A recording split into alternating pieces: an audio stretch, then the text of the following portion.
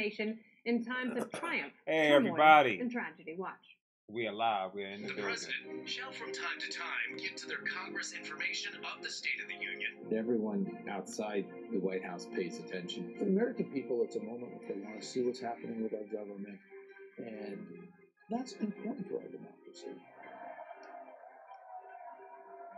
Mr. Vice President, members of Congress. I think he tried to use that podium to effect. I think he succeeded to big effect. I didn't know if I was even going to make it out. Firefighter David Dahlberg. The most important is to have one theme that people remember. Preston Sharp, a 12-year-old boy who noticed that veterans' graves were not marked with flags. The state of our union is strong because our people are strong. When the State of Union is being prepared, there's not a lot else going on because it's a massive project. I came into the Reagan orbit in early 80. As chief speechwriter for President George W. Bush. You have to have discussions with key members of the staff. A different group of people who would work on the theatrics of it. That was done in the family theater. I assigned one person to do the social section, one person to do the foreign affairs. The most important factor is the promises the president made. This is a chance to bring that home. The world has seen what we always knew, that no people on earth are so fearless or daring or determined as Americans. It's fascinating stuff, and a documentary you will only see on Fox Nation. So hopefully that jogs your memory a little bit from last year, because it is now time for that illustrious quizmaster and host of Quiz Show, Tom Shalhoub, is in the house. Tom, welcome to the Fox Nation State of the Union coverage. Thank you, Kennedy, and we've put together a bunch of State of the Union related questions. Are you guys ready? What we're going to do, because this State of the Union is about working together. Nice. So you guys can work together on an answer. How's that? Okay, collusion. Excellent. Yeah. You guys are going to collude for the answer, yeah. I'll be Roger Stone, you be Putin, you be the rest of Russia, and you can be Christopher Steele. Okay. Question number one. I have sat at the Russian Federation desk in the UN, just for the record. Exciting. Okay, which president gave the first televised I know this. State of the I even know the Union year. address? See? It was 1947, Harry Truman. Oh, there you go. Wow. You know the year and the date. And you are right, Harry Truman. Harry Truman is right. Do we get a ding or anything? I'll just do my own dings. Here we go. Question number 2. Which president gave the first State of the Union address by radio broadcast? Was it Franklin Delano Roosevelt, Ronald Reagan, Calvin Coolidge, or FDR? Talk amongst yourself. The panel says Roosevelt. Panel says Roosevelt. You going to go with that, Kennedy? You're going to be the group leader. I will. Although I love Calvin Coolidge, he's one of my very favorite presidents. Yeah, It was Franklin D. Roosevelt who was so good at captivating the nation via radio. Franklin D. Roosevelt. Is she right? No. Oh, God! Yeah. And I love Calvin Coolidge. Yeah. Ah! Okay, question number 3. What was the State of the Union address previously referred to as? Was it the annual message, the economic report, or the president's report? The annual The message. annual message. Oh, wow. You guys all knew that one, huh? What about you, Morgan? Do you agree with that? Okay. Oh, wow. Well, yes, she no, should. that was clearly the correct answer. It was the annual message. Okay, here we go. Who was the first president to honor special guests during the address? Was it Bill Clinton, I know this Ronald one too. Reagan, or John know F. all of this. Kennedy? Because I studied for tonight. It was Ronald Reagan. Really? Yes. Yes. That's a tradition started by Ronald Do Reagan. you guys believe Kennedy? Yes. Okay. She's very trustworthy. Yeah. Go with Ronald Reagan. Are She's they right? undefeated right now. Yes, it was Ronald Reagan. Yay! Another president who captivated through a medium that he absolutely mastered. You know who his guest was? It was actually Nancy Reagan's astrologer. I'm kidding. Oh, Okay. I was like, okay. Could be, right? Business. Question number 5. Which president delivered the most State of the Union addresses? Was Couldn't it be George Carter. W. He Bush, didn't last long. Jimmy Carter, or Franklin Delano Roosevelt? Well, Has to be FDR was Roosevelt. president for three the terms. longest. Yeah, it has So to be by Roosevelt. process of elimination, we're going to say FDR. FDR, are they right? Bing, bing, bing, bing. That's There you right. go. You knew he'd make it somewhere in the quiz. Yeah. Question number 6. Who delivered the longest written State of the Union address? Written. Probably Hoover. I'm going to say Nixon. I'm going to say Yeah, Nixon. I'm gonna go with Or give it Morgan on this. I'm gonna say Nixon because he was a voluminous man. Nixon? Was it Nixon? These two are going, yeah. Jimmy Carter. Oh, Jimmy Carter. David We had a lot of Did you say signs in Carter? Jimmy Carter. David Webb was Peanut right on Carter. that one. David Webb got that one? All right. Well, we're actually seeing Vice President Pence. He has arrived at the Capitol, and we are seeing some visual movement here. There he is, walking through the crowd, clutching the hands of those he served with when he was a congressman for the great state of Indiana before he served as governor. Oh, there's Mitch McConnell. Good old Mitch. Very Joni Ernst sneaky in the smile on his background. face. Yeah, Joni Ernst back Chuck there, Grassley. who says Männchen. Oh, look at the handshake. Oh, look at that. Okay, That is some warm. civility. And it looks like Vice President Pence did the yank. He pulled the speaker's hand closer to his person. Nancy is definitely Are facing. we analyzing handshakes now? We're analyzing everything. That's what we do on Fox okay, Nation. just- We're just that good. checking. She's This facing. is awkward. She Yeah, can't this is look at him. awkward. Look She at her. is- She this is is- not this is looking She's like, at where's it. Chuck? Help me, Chuck. Not a good Chuck, get up start. here. I don't like this. She needs her Chucky Schmucky up there She with does. her. Yeah. Pence is like, why haven't you showed up to any of the meetings? Yeah. Nancy. Where you been, We Nancy? have 17 Vacation. lawmakers. Oh, you still in Oh, Hawaii there we go. mentally? She will not make eye contact with him, just like in that Oval Office meeting. So it's interesting because Vice President Pence is not known for his stature, although the House Speaker looks much shorter than he does. You know what would be very interesting to me to see when the president comes down the aisle, who rushes. Yeah. That's always my favorite to see who wants to get in, which side of the aisle. Well, if you could already. That's Senator David Perdue coming down right now. And as we are Scott. as we are watching the visual, let's bring back Tom Shalhoub and maybe tackle a few more of those questions from the quiz show, which you can see right here on Fox Nation. Tom, back to you. Okay, how about this one? Which president described Iran, Iraq, and North Korea as the axis of evil in his State of the Union address? George W. Bush, George 2002. W. Easy. That was. You think that was a gimme? Yeah. Yeah. Okay, give it to me. Can we I ask got you a question? Highlighted George and W. Bush. Yep. Excellent. I got a couple more questions. Yes. Here. Do you guys care? Do you want them? Absolutely. Sure, We've got only if we get to 20 ask you minutes, one. so there's plenty of grabbery taking place No in the commercials, Capitol, dude. Who holds the record for the shortest written address? Oh. Dwight D. Eisenhower, George Washington, or Andrew Jackson? I'm going to go with Andrew Jackson. Me too. Go No, Washington. Ike was a man of few words, although he did. He's the one who crafted military-industrial complex. Kennedy, you want to go with? Great highways. What's the panel say? George Washington. Yeah. George Washington. New York address from Federal Hall. That was just a quick All note. right, the motorcade. The president's motorcade is now pulling up to the Capitol as we speak, and The beast. we are There it seeing some movement there. Oh, how presidential vehicles have changed through the years, and you can see several of them at the Ford Museum in Detroit First company area. to provide Lots a of presidential car. Mhm. He's wearing a That's red the same tie you were presidential wearing tie. yesterday. He looks Wasn't he serious. wearing that same Yeah, tie confident. It's a yesterday? Trump tie. I think it It's is. a Trump tie. Yep. It was That's a good definitely, time. well, Red's Making some last-minute adjustments, posing as though he's sitting in a limo outside Studio 54, although this is S.2. Quick 45. route to the Pulling Capitol. up like a boss. There he is.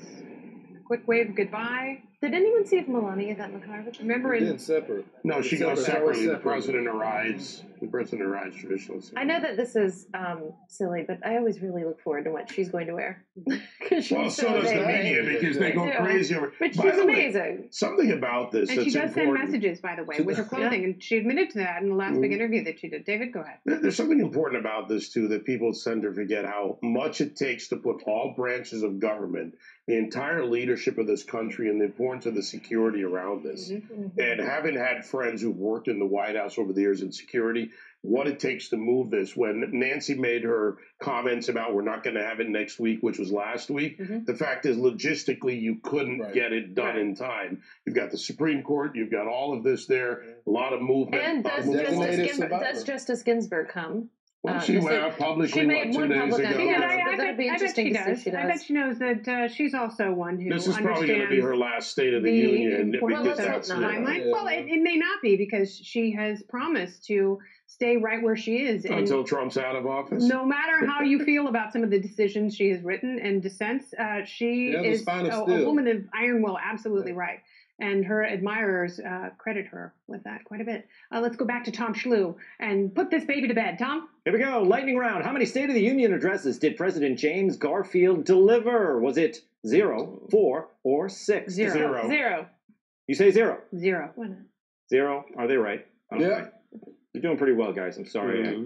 I get a little upset when you get all these questions right. Well, I only got Yeah. one right when I was on your show, so I feel a little Yeah, bit me too. vindicated. Question number 10. Which president delivered the first State of the Union address via webcast? Was it Bill Clinton, Barack Obama, I'm gonna go or with George Obama. W. Bush? Webcast. I'm gonna do. Obama. 2000. That was Obama. definitely the internet era. I'm gonna say it was Obama. George W. Bush. George W. Bush. Panel, you like that? No, Yeah. we're going with I'm going Obama. Obama. Split decision. Oh, there's one with George Obama. W. Yeah. Let's see the answer. George W. Bush. W. He was She's elected. good. I know. He was elected She in is 2000. good. That was it was on MySpace. Okay, Good so old Tom. we get to stump Tom with one question, right? Who was the last president to have a written address read to Congress? Written address read to Congress. I would say that was James Garfield. Franklin Delano Roosevelt. That is so lovely. Tom Schlew, thank you Stumper. See, I got you, Tom. for bringing the heat tonight. Quiz show. You have to tune in for it. It is one of the best parts of Fox Nation. It's awesome. Thanks, Tom. Thank you, Kennedy. Very good. Tom We're don't like expecting to that. hear from President Trump just 20 minutes Beautiful. from now. And we're bringing you team coverage all night long in studio. Lauren, Morgan, and David on set. We've got Silk live from D.C. And Tommy Lahren is live in the City of Angels. And we are all warming up here, Tommy. What do you think so far? Look how these devils are smiling and shaking hands. These Democrats is just the worst. Yeah, I mean, I can only imagine what it's like in that room. But, you know, like you said earlier, whether they love him or hate him, I think they're all still in awe of President Trump. And quite honestly, I think they're all jealous of President Trump. So I would love to be a fly on the wall in that room. How much attention will Alexandria Ocasio-Cortez get tonight? Depends on how much we give her, I suppose. No. I'm quite frankly, I'm so tired of talking about her. But I do love that the Democrats have made her their poster child because with every ridiculous thing that she says, she becomes really the beacon for their party. And I'm okay with that, Kennedy. Yeah, I saw that you got a little heat from Nicki Minaj the other day. I was quite impressed that Nicki Minaj got mad at you. My girls would be very impressed. Yeah, I mean, which rapper doesn't get mad at me? It's like, welcome to my life at this point. But hey, what can you do? We're in the age of social media. Love it or hate it, here we are. Yes, and border security, speaking of social media, which is always on fire with every latest turn in this story, the border wall sure to be a major talking point tonight in the president's speech. Tommy Lahren has seen the crisis on the border firsthand. So, Tommy, how do you think the border aspect is going to play out in terms of where does he put it in the speech? Does he lead with that, or does he lead with the economy and then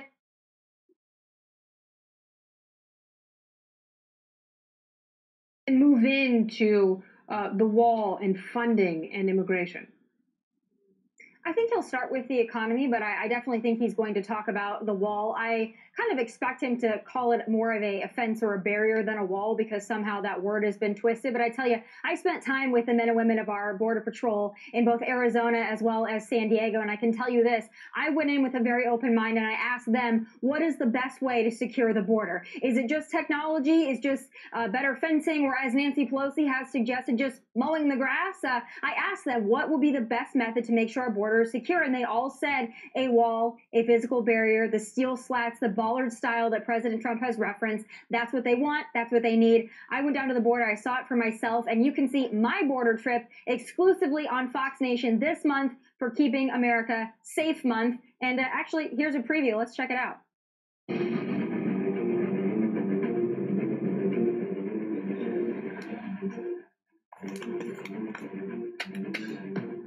wanted to welcome you to Tucson Sector. We are one of 20 sectors in the entire United States Border Patrol. You're going to see the challenge in the environment that our people work daily. You're going to see mountain ranges out here going up to 9,000 feet. You'll see desert floors. You'll see remote crossing areas. You're going to see how our people patrol, whether it's in vehicles, whether it's on horses, whether all-terrain vehicles, whether they're flying in the sky. As we get up into these mountains, we're going to be pushing 6,000 to 7,000 feet above sea level. But a lot of these people that are coming across aren't told and don't appreciate just how far they've got to get. I think a lot of them are told that it's only going to be about a day walk. The fence stops about a little over a mile from here. So this area is not fenced like the other area is simply because of funding. This is the command and control room. There's some analytics up here, which are these red boxes. And these red boxes just tell the agents, hey, there's activity in the screen. And they'll bring that activity down to their desktop. Behind us is a wall that gives us situational awareness of everything going on in Arizona. And then our goal is to get the right aircraft to the right situation at the right time.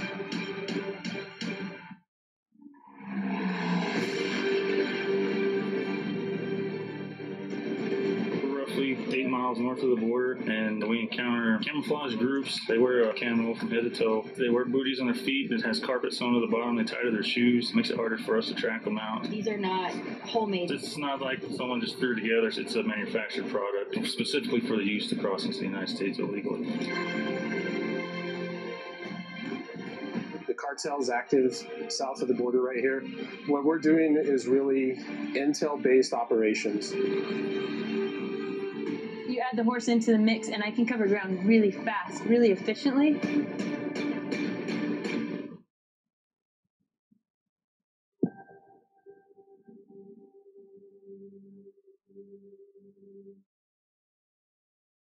It was really the best time of my life and really a highlight of what I've been able to do on Fox Nation. And it's exclusively on Fox Nation. It's a 5-part series, and you can get it by downloading the Fox Nation app or going to foxnation.com. Start that 7-day free trial. I promise you'll be hooked. And then, like Diamond and Silk told us, you can do $64.99 for the year, $5.99 a month. Watch all that content. It's only on Fox Nation. That's the only place you're going to get it. So make sure you guys go sign up to watch that. I promise you won't be sorry. Awesome. And that's how you get it. You can go to foxnation.com right now, or go to your app store, download it, and check it all out on your big fat phone. Tommy, thank you so much. Thanks, guys. We are watching the comments coming in online right now. Lawrence Jones, what are you seeing? Dan Crenshaw, who is a patriot, said, look Very at good his friend new of State mine. of the Union. Eye patch is coming soon, his new State of the Let Union. me tell you something about this. Dan Crenshaw is a good friend of mine. I met him right whenever he announced, and he has the eye patch. And I said, but he also has a glass eye. And I told him, I said, Dan, whatever you do, wherever you go for the rest of your political life, you need to wear that eye patch. So I'm taking He's a credit for hero. it. He's a hero. Other than the fact that he Carl says lost his Democrat. eye in Afghanistan. Carl says Democrats try and make everything look bad for real Donald Trump, yet he has the best economy in decades. Laugh out loud. Unemployment, low taxes, eliminated red tape, and prison reform. Democrats have harassed Congress leaders, shot GOP leaders, murdered children, and Christians. State of the Union. Wow. Nope. He's just passionate. Yeah. And also accurate. Yeah. The Daily Wire is saying this. Who would you have performed for the State of the Union halftime show? It couldn't be any worse than what we saw before. You know what's great? There should be a halftime show. Break it up a little bit. President can go in, have some Gatorade. Who would you choose, Kennedy? Who would you choose? For this? Yeah, to perform. Oh, that's a wonderful thought. Probably Dolly Parton. Ooh, you can't go wrong with that. That's a good one. Yeah. Sarah commented on our Facebook on Fox Nation live stream. Hot Chicks is hilarious. Oh, I'm sorry. Host chick. Host chick. Host Chicks Also is hot chick. hilarious. Nothing wrong with that. David Do we have a tweeted. hot chicks room? Oh, that's why you don't do TV in the morning and then at night. David tweeted, let's play some bingo, State of the Union style. Oh, look at that. There we go. Yeah. He's got his card.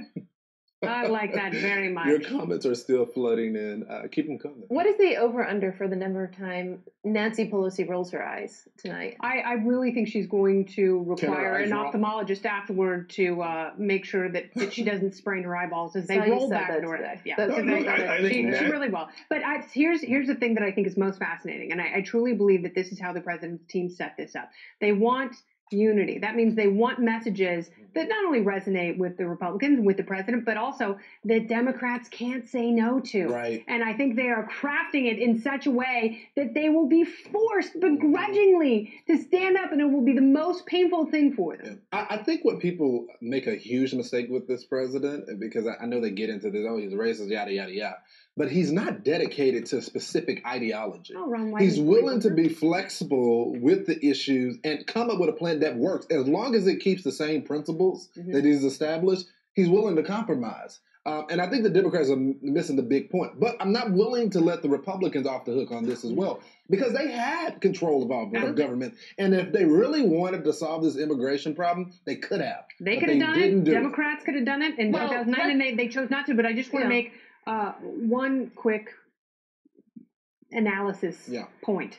The Republicans are, it's like you work in a law firm, and the Republicans see immigration as very buttoned up. They want everyone to wear suits all day long. Democrats are nudists. Yeah. You know, they want everyone to walk around. They feel that clothes are way too confining. And we should really, free to be you and me. You know, Nancy and Chuck, as the Lord intended, as how they were born into this world. And so that's how far apart they are on immigration. So what we're going to end up with is Hawaiian Shirt Friday. That's what we're going to have. I think business casual is a healthy compromise, okay? Yeah. A healthy compromise, but I don't see Democrats. Look, sum it up this way. To the American people, the American people watching, it's a simple question. Do you want to be secure or not? Do you care who gets you the security or that you have security?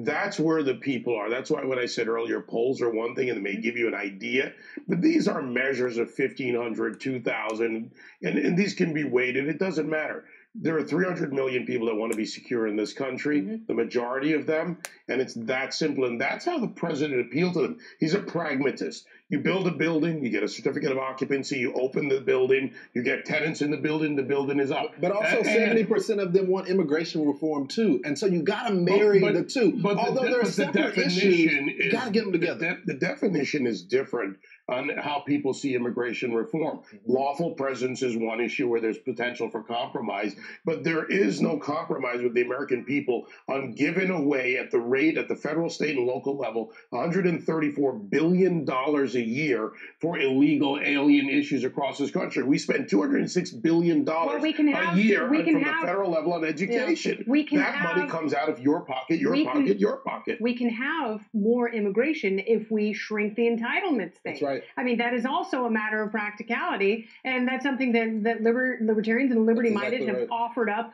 over and over again. If that's not the magnet, then the magnet is for people to come here and work and do great things. It's not just do you want to be safe, it's who do you want coming into this country. Right, and we have to be selective. Hard-working people who, have an investment in this country, but I don't see everyone who comes here is a bad person, is a human trafficking, terroristic And I disagree with the merit-based side of it, because when it comes to merit, I think it's something fundamentally wrong having their greatest people come instead of building their own country. Let's bring Tommy in. Tommy has a thought here and wants to respond to the panel. Go ahead, Tommy. Yeah, anytime we talk about immigration, of course, I get really fired up. But, you were talking about the people coming over here not being bad people. And I agree with you. A lot of the people that want to come over here are not bad people. And having this country not be secured, it is a magnet for everyone to come into this country. Because let's face it, it's the greatest nation on the face of the earth. And even if they are people coming over here for a better life, I want everyone to remember this. Those people that are coming over illegally, they are still paying thousands and thousands of dollars, anywhere between $6,000 and $15,000 or more to coyotes and criminal organizations to get across this country illegally. So they are funding those very organizations that cause problems in their home country. So anytime we have an open border, we are asking for an infestation. We are asking for a magnet to be in place for everyone to come over here and pay those criminal organizations to do it. That's why illegal immigration is a huge problem, no matter if all the people coming over here are great by people. your own definition, illegal immigration is a huge problem because of the prohibition. And people are paying thousands of dollars to get into the country illegally because oftentimes that's the only way they can get in. And if you are willing to pay someone and risk your life and pay a lot more money than you've got in savings, then chances are when you get here, you are probably willing to work very hard in order to make your life better than how it was from whence you came. But you have to do it in a legal manner. And you're right. I agree with you on that point, Kennedy, where you say that if we had less illegal immigration, we could have more legal immigration. And then they wouldn't have to come into this country illegally. They wouldn't have to pay smugglers and coyotes. They wouldn't have to be trafficked into this country illegally. We could have more mechanisms for legal immigration. But that's not possible when you have 10 to 20 or more million people in this country illegally already. You have to solve that problem. Otherwise, we're just adding more people to go live in the shadows. Even people that come across this country illegally, they don't want to live in the shadows. We have to put a system in place where illegal immigrants have an easier time getting here, but that we don't allow illegal immigration. We have no tolerance for it. Well, and to Morgan's point earlier, the First Lady making her way into the House chamber, looking absolutely stunning. She looks relaxed, a divine ombre. I think this is the young man with the with the last name of Trump that she invited. Trump. Yes, the young man who was bullied for his last name, and she invited him as the best is her anti-bullying cause. Yeah. That's absolutely right. Silk, do you have any final thoughts before we hear from the president, my dear? Certainly, yes. When you come to this country, you come here legally. Do it the right way. Get in line and wait your turn. As an American citizen, you have to follow the law. If you break the law, they're going to give you 3 hats and a cop behind a locked cell block after you've taken your mugshot. You're going straight to jail. So it's not fair to allow these people to come through the window of America instead of coming through the door. Well, Silk is right on that. That is true. Yeah. When you break the law, average Americans have to pay the price of that. And I think that's why so many Americans are so upset to see people, because it seems like there is a middle ground to this. And when you just Hawaiian Shirt Friday. Right. But here's something that I've heard so far. I haven't talked in like 20 minutes. So Morgan, I just wanted to bring up that the president is going to talk about some stuff other than illegal immigration tonight. One of the things that he told David and I, or that they briefed David and I yesterday, is that he's going to call for the end of revenge politics. And he's going to talk about the successes that this administration has had on a bipartisan basis on criminal justice reform, major drug legislation, and something you and I have talked about on Outnumbered, and successful sanctions campaign. I think it's probably going to talk about Venezuela mostly, actually, and what the Treasury Secretary has done the past 2 years to sanction Venezuela, the regime, various elements of the regime from the day that he was sworn into office. So I'm very interested to hear what he has to say about revenge politics. Before the president starts, and we've seen the cabinet, there's Steve Mnuchin, Secretary of State Mike Pompeo just walked in. So how do you take the billions of dollars that Maduro has squirreled away? How do you get to that money? Very interesting. So there's a couple reports that, of course, that the Russians are putting gold on the plane, depending on where his bank accounts are. So we've sanctioned him. We've, of course, sanctioned, his vice president for being the drug kingpin. If there are bank accounts in Europe, you can get the Europeans, hopefully, to get on board and find those bank accounts and freeze them. And really, the point of these sanctions are to cut off the Venezuelan oil company from him being able to take those revenues and in turn pay the military leaders, which are the ones who keep him in power, despite the fact that we all forget he's not a democratically elected leader. He finished 1 term as president. There were sham illegitimate elections. So he occupies an office that he was not elected to. That's absolutely right. And he still has the military on his side, the acting attorney general there with a head nod. He made a visit to the prosecutors in the El Chapo trial earlier this week, right here in New York. CIA director. She's amazing. She is a craft. She's Some great. would say that. Others might say other things. Use different words to describe her. Well, finally, instead of political, we have a practitioner of the Ted craft Cruz in and charge. his beard made the trip. And good old Mitt to the House chamber. Oh, interesting. Oh, yep. See, Mitt bellied himself right up and I'm interested Yeah. to see how he's going to respond during the State of the Union. He has already taken a position that he is going to be a rebel. He's Jeff Flake 2.0, isn't it? That's exactly right. Yeah. The people that never win, they always do Well, that. he did the Washington Post op-ed. He got a ton of flack for that when he first came in, and Really he inserted actually, himself. Even from his niece. he's sort of been quiet, I think, the past 2 weeks. Maybe His since he's been constituents had a talk with him by communicating to his office. I can tell you, I got a lot of calls from Utah, a lot of calls from supporters who said this is not the mitt, and I supported him when he ran. He's not a bad guy, The but this president was a supported mistake. him when he ran. Yeah. And he has eagerly sought that support as he wanted to be Secretary of State. And as you remember, the president and the now junior senator from Utah had frog legs and marshmallows and discussed that possibility after the president removed the shiv from his back. But to insert Senator a couple Romney of other placed things there. here that Kennedy that also be talked about in Morgan, we should bring in this because we took the time to go to this briefing. Yeah. The prescription drug issue is being discussed tonight, and that will be discussed by the president. This is an issue Let for many libertarians Americans. handle that one. Oh, boy. That's right. Lawrence Jones knows exactly what I'm talking about. Well, their proposals are we're going to tie this to foreign drug prices in subsidized countries. Well, if That's you a really bad want to idea. stop opioids, then you can legalize another substance that helps combat that. That's absolutely right. And all you have to do is look at that data. They're the most awkward couple in Washington. Vice President Pence, House Speaker Nancy Pelosi, awaiting the president's announcement into the House chamber here as the speech is set to begin, and the president will be announced momentarily. Let's listen in.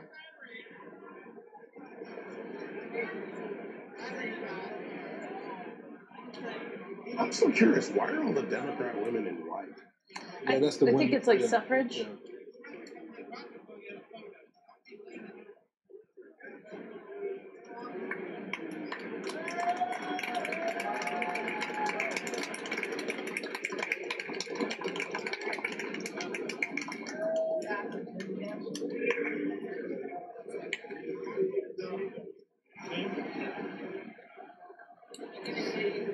Madam Speaker, the President of the United States.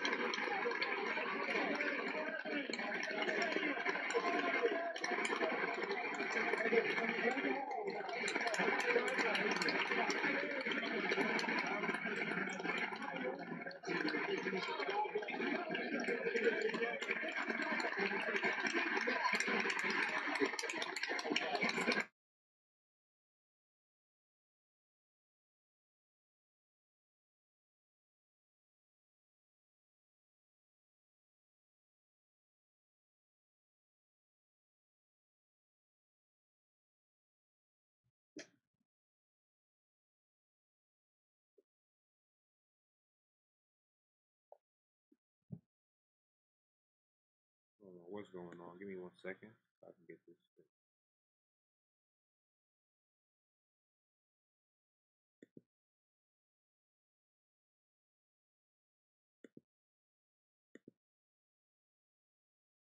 How's that happen?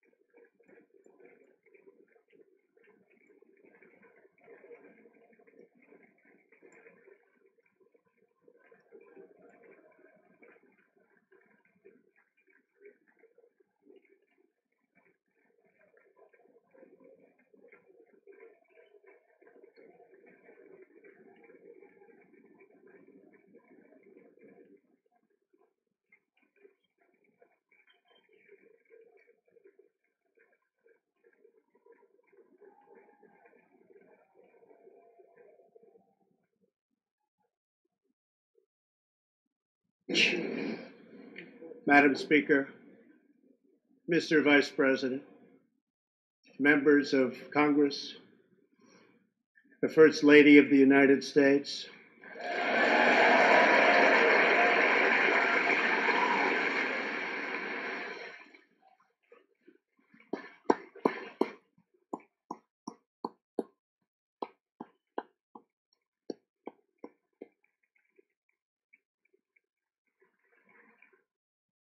and my fellow Americans. We meet tonight at a moment of unlimited potential. As we begin a new Congress, I stand here ready to work with you to achieve historic breakthroughs for all Americans. Millions of our fellow citizens are watching us now gathered in this great chamber, hoping that we will govern not as two parties, but as one nation.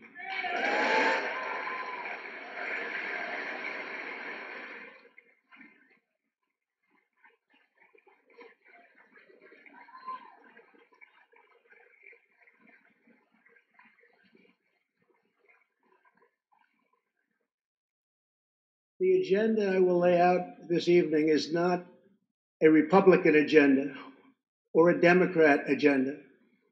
It's the agenda of the American people. Many of us have campaigned on the same core promises to defend American jobs and demand fair trade for American workers, to rebuild and revitalize our nation's infrastructure, to reduce the price of health care and prescription drugs, to create an immigration system that is safe, lawful, modern, and secure, and to pursue a foreign policy that puts America's interest first.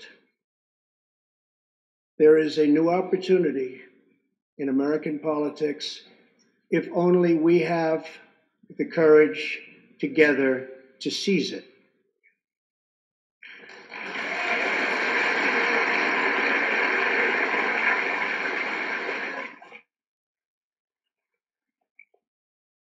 Victory is not winning for our party. Victory is winning for our country.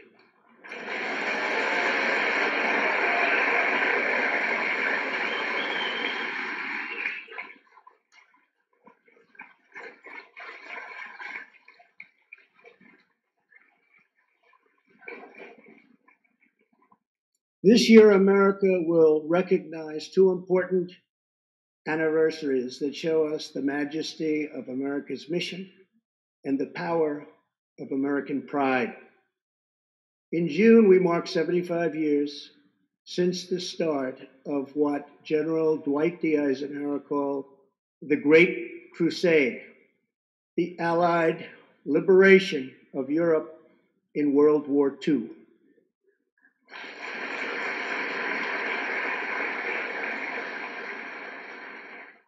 On D-Day, June 6, 1944, 15,000 young American men jumped from the sky and 60,000 more stormed in from the sea to save our civilization from tyranny. Here with us tonight are three of those incredible heroes. Private First Class Joseph Riley, Staff Sergeant Irving Locker, and Sergeant Herman Zaitchik. Please.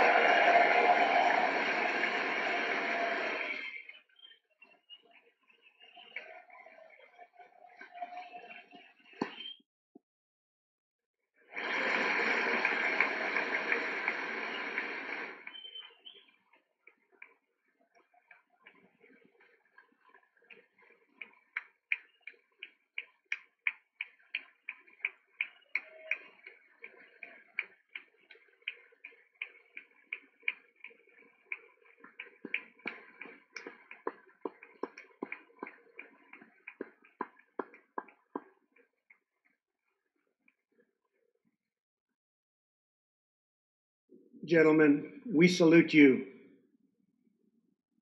In 2019, we also celebrate 50 years since brave young pilots flew 250,000 miles through space to plant the American flag on the face of the moon.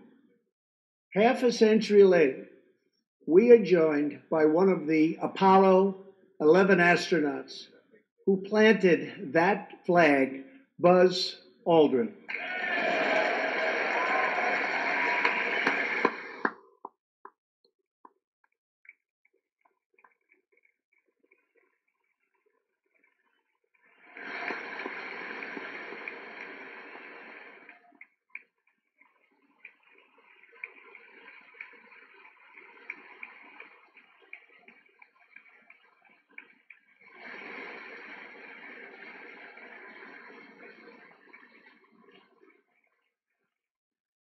Thank you, Buzz. This year, American astronauts will go back to space on American rockets.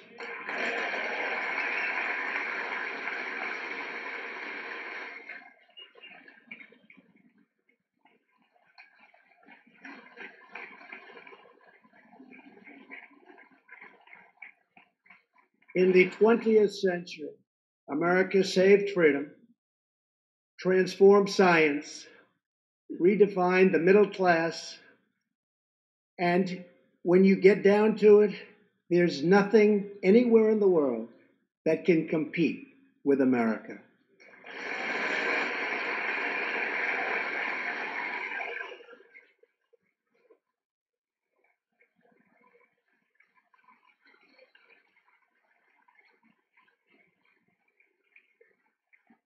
Now we must step boldly and bravely into the next chapter of this great American adventure. And we must create a new standard of living for the 21st century.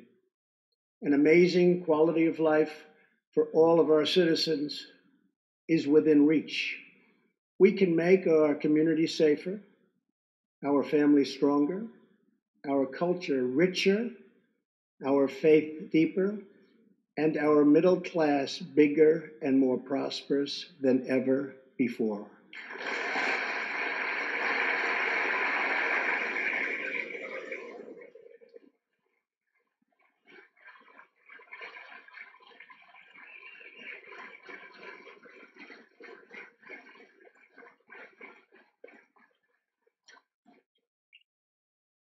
But we must reject the politics of revenge, resistance, and retribution, and embrace the boundless potential of cooperation, compromise, and the common good.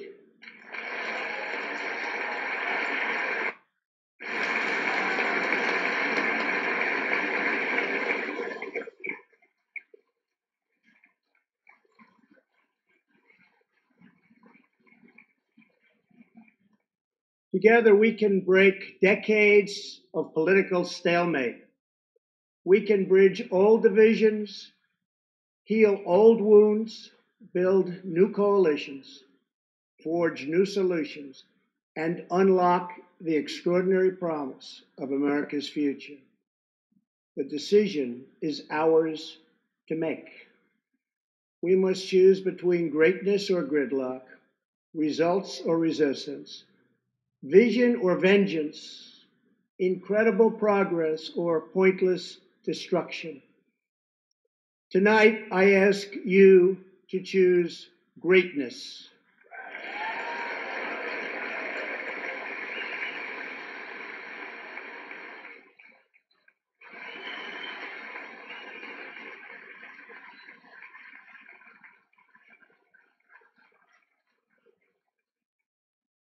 Over the last 2 years, my administration has moved with urgency and historic speed to confront problems neglected by leaders of both parties over many decades.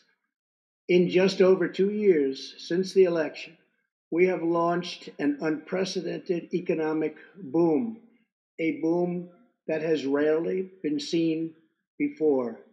There's been nothing like it. We have created 5.3 million new jobs, and importantly added 600,000 new manufacturing jobs, something which almost everyone said was impossible to do. But the fact is, we are just getting started.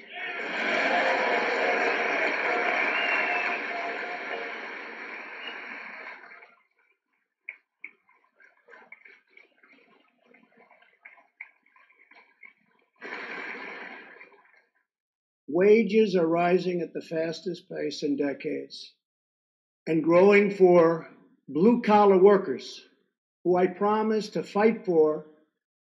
They're growing faster than anyone else thought possible. Nearly 5 million Americans have been lifted off food stamps.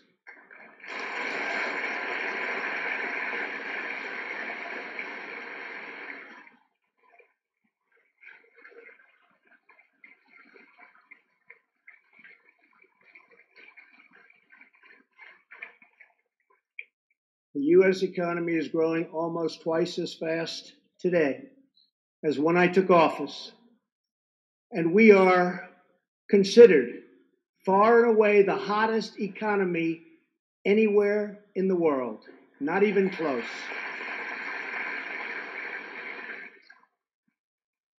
Unemployment has reached the lowest rate in over half a century.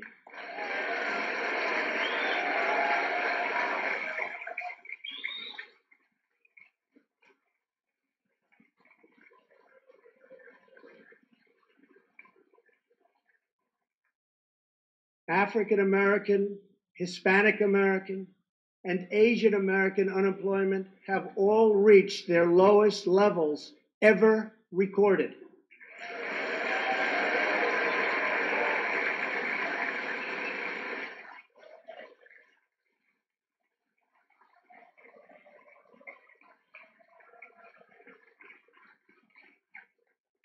Unemployment for Americans with disabilities has also reached an all-time low.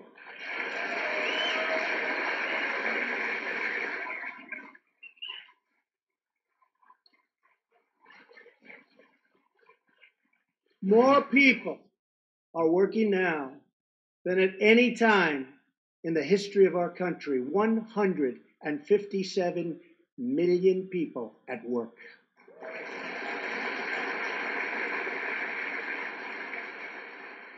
We passed a massive tax cut for working families and doubled the child tax credit.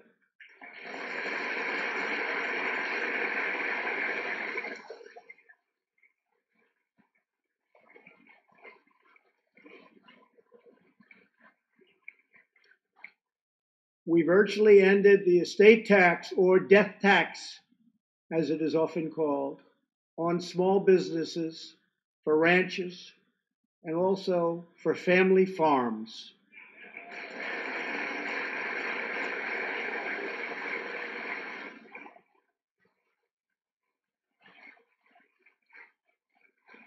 We eliminated the very unpopular Obamacare individual mandate penalty.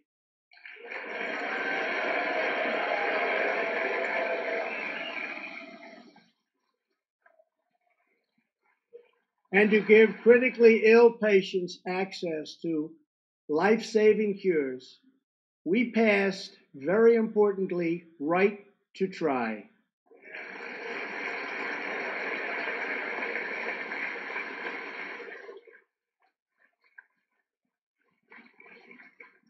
My administration has cut more regulations in a short period of time than any other administration during its entire tenure.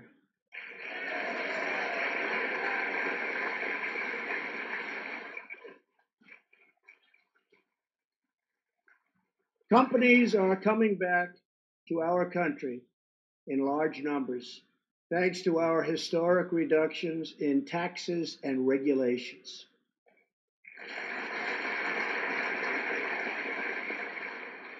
And we have unleashed a revolution in American energy. The United States is now the #1 producer of oil and natural gas anywhere in the world.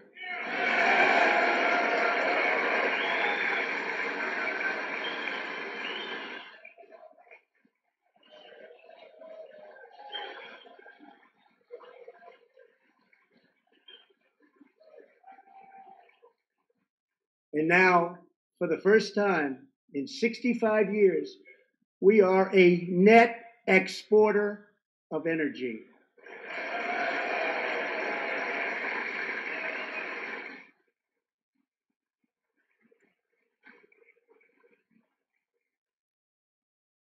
After 24 months of rapid progress, our economy is the envy of the world.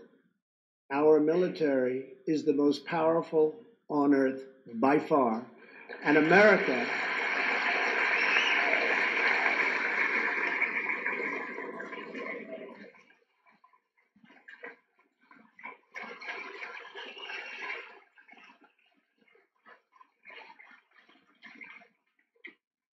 America is again winning each and every day.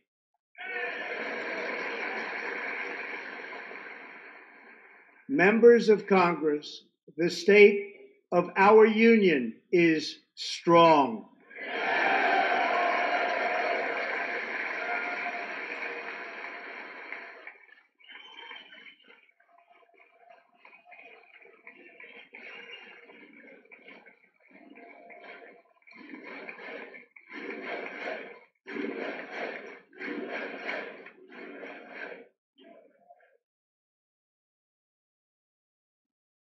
That sounds so good. Our country is vibrant and our economy is thriving like never before. On Friday, it was announced that we added another 304,000 jobs last month alone, almost double the number expected.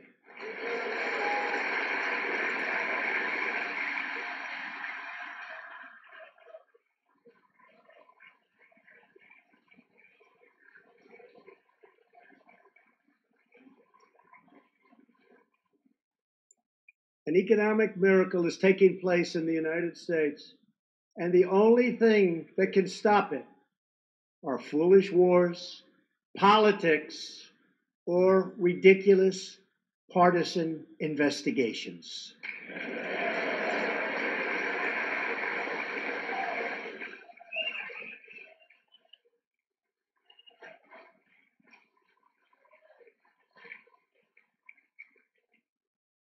If there is going to be peace and legislation, there cannot be war and investigation. It just doesn't work that way. We must be united at home to defeat our adversaries abroad. This new era of cooperation can start with finally confirming the more than 300 highly qualified nominees who are still stuck in the Senate, in some cases, years and years waiting. Not right.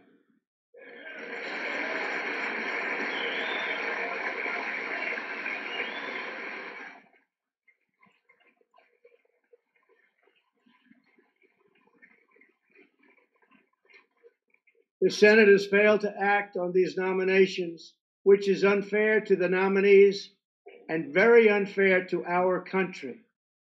Now is the time for bipartisan action. Believe it or not, we have already proven that that's possible. In the last Congress, both parties came together to pass unprecedented legislation to confront the opioid crisis, a sweeping new farm bill, historic VA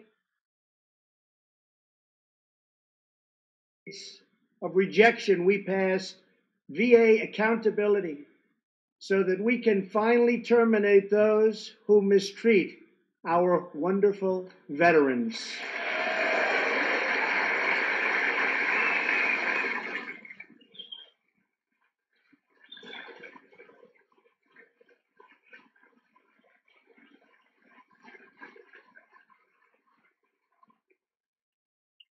And just weeks ago, both parties united for groundbreaking criminal justice reform. They said it couldn't be done.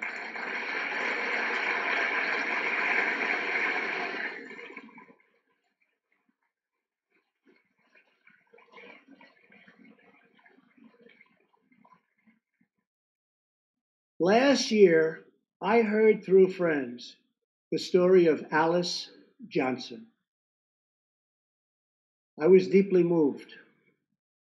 In 1997, Alice was sentenced to life in prison as a first-time nonviolent drug offender.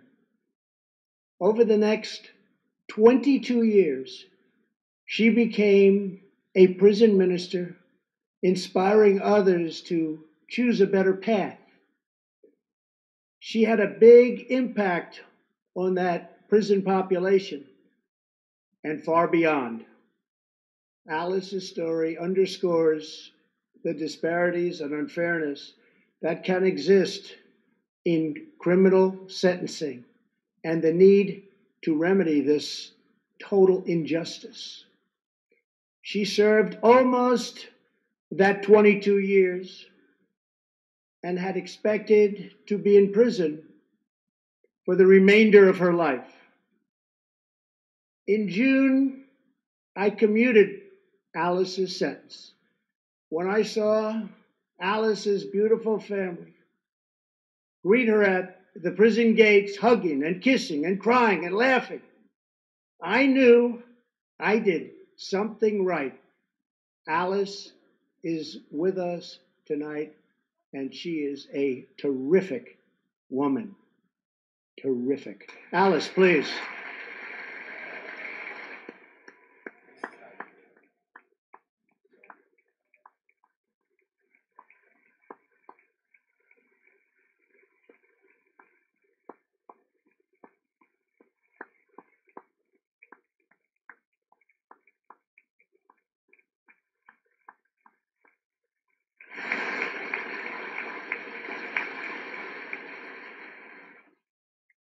Alice, thank you for reminding us that we always have the power to shape our own destiny. Thank you very much, Alice. Thank you very much.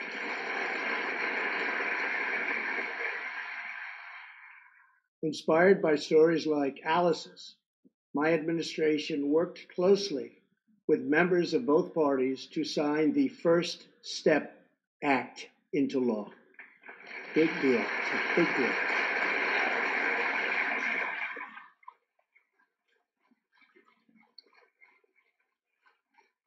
This legislation reformed sentencing laws that have wrongly and disproportionately harmed the African American community. The First Step Act gives nonviolent offenders the chance to re-enter society as productive, law-abiding citizens. Now, states across the country are following our lead. America is a nation that believes in redemption. We are also joined tonight by Matthew Charles from Tennessee. In 1996, at the age of 30, Matthew was sentenced to 35 years for selling drugs and related offenses. Over the next 2 decades, he completed more than 30 Bible studies, became a law clerk, and mentored many of his fellow inmates. Now Matthew is the very first person to be released from prison under the First Step Act.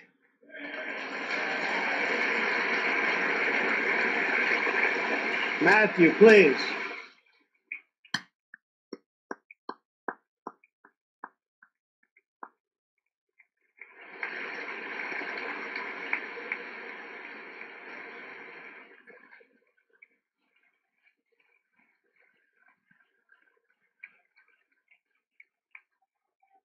Thank you, Matthew. Welcome home.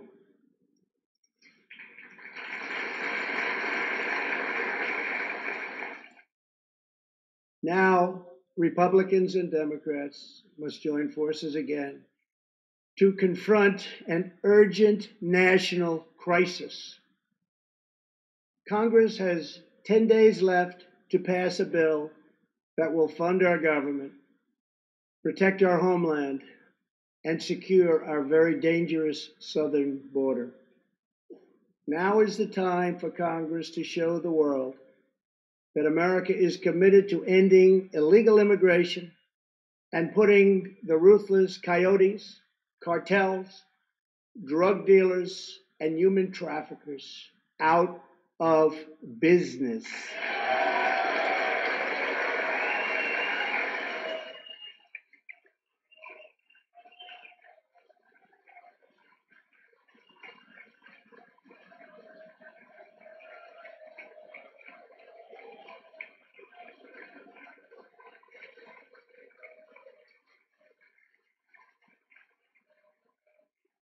As we speak, large organized caravans are on the march to the United States.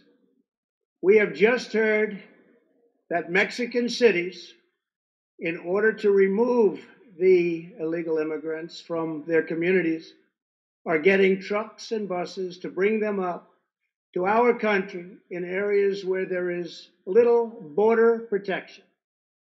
I have ordered another 3,750 troops to our southern border to prepare for this tremendous onslaught. This is a moral issue. The lawless state of our southern border is a threat to the safety, security, and financial well-being of all America. We have a moral duty to create an immigration system that protects the lives and jobs of our citizens. This includes our obligation to the millions of immigrants living here today who followed the rules and respected our laws. Legal immigrants enrich our nation and strengthen our society in countless ways.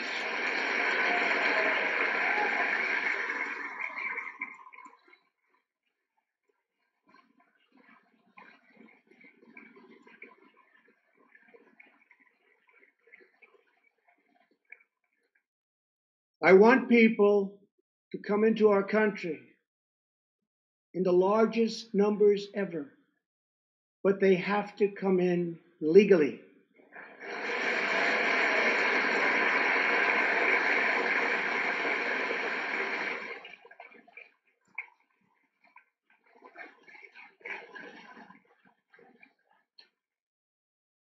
Tonight, I am asking you to defend our very dangerous southern border out of love and devotion to our fellow citizens and to our country.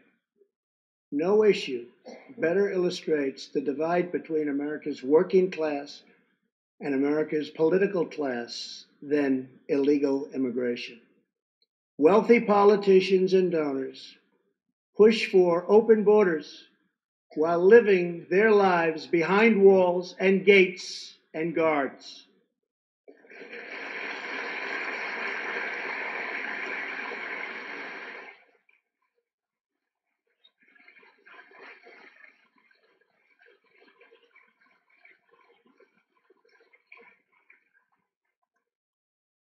Meanwhile, working class Americans are left to pay the price for mass illegal immigration.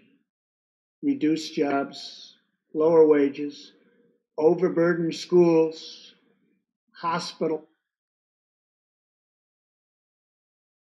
crime, and a depleted social safety net. Tolerance for illegal immigration is not compassionate.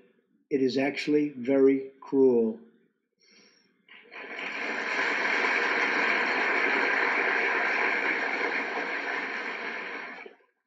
One in 3 women is sexually assaulted on the long journey north.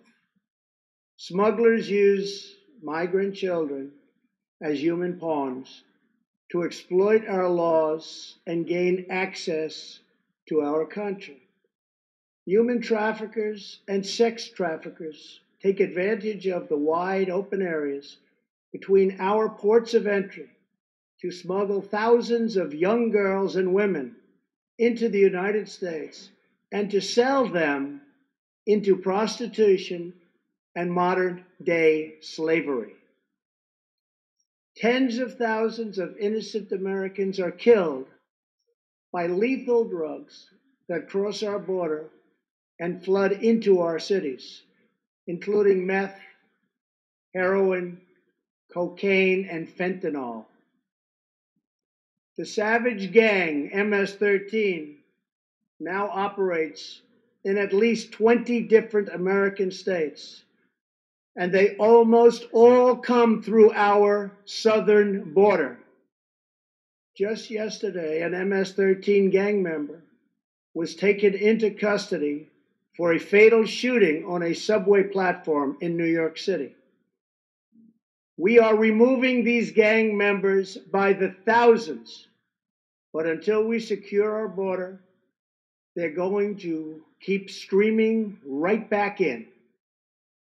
Year after year, countless Americans are murdered by criminal, illegal aliens. I've gotten to know many wonderful angel moms and dads and families. No one should ever have to suffer the horrible heartache that they have had to endure. Here tonight is Deborah Bissell. Just 3 weeks ago, Deborah's parents, Gerald and Sharon, were burglarized and shot to death in their Reno, Nevada home by an illegal alien. They were in their 80s and are survived by 4 children, 11 grandchildren, and 20 great-grandchildren. Also here tonight are Gerald and Sharon's granddaughter, Heather, and great-granddaughter, Madison. To Deborah, Heather, Madison, please stand. Few can understand your pain. Thank you, and thank you for being here. Thank you very much.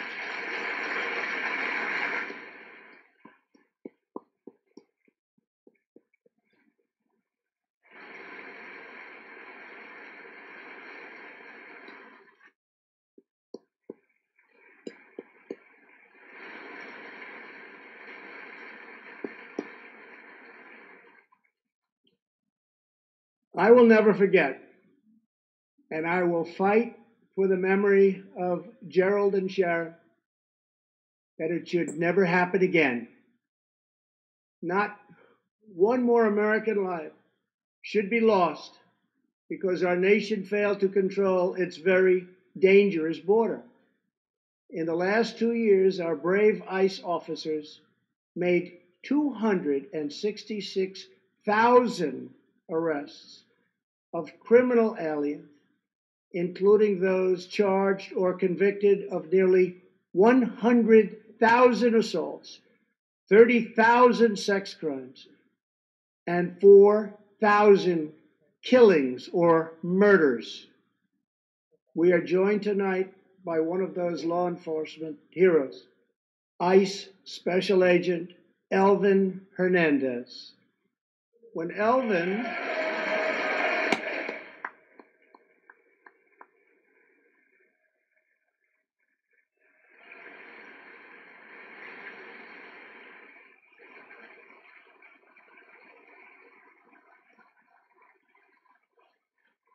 Thank you. When Elvin was a boy, he and his family legally immigrated to the United States from the Dominican Republic. At the age of 8, Elvin told his dad he wanted to become a special agent. Today, he leads investigations into the scourge of international sex trafficking. Elvin says that if I can make sure these young girls get their justice, I've really done my job. Thanks to his work and that of his incredible colleagues, more than 300 women and girls have been rescued from the horror of this terrible situation.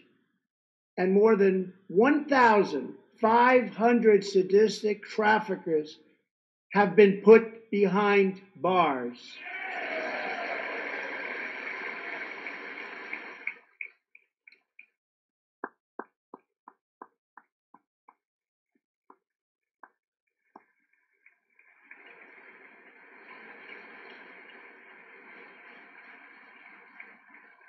Thank you, Aldo. We will always support the brave men and women of law enforcement. And I pledge to you tonight that I will never abolish our heroes from ICE. Thank you.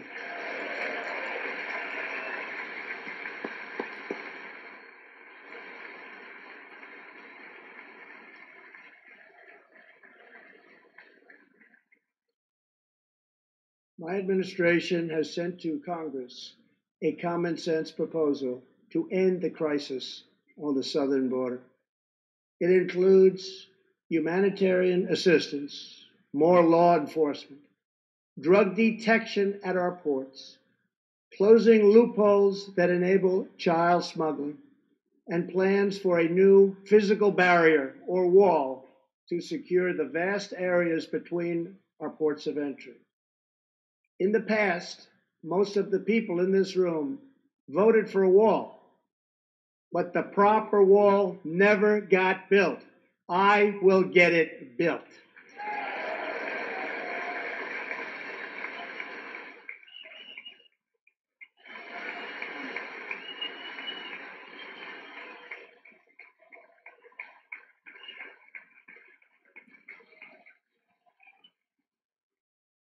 This is a smart, strategic, see-through steel barrier, not just a simple concrete wall. It will be deployed in the areas identified by the border agents as having the greatest need. And these agents will tell you where walls go up, illegal crossings go way, way down.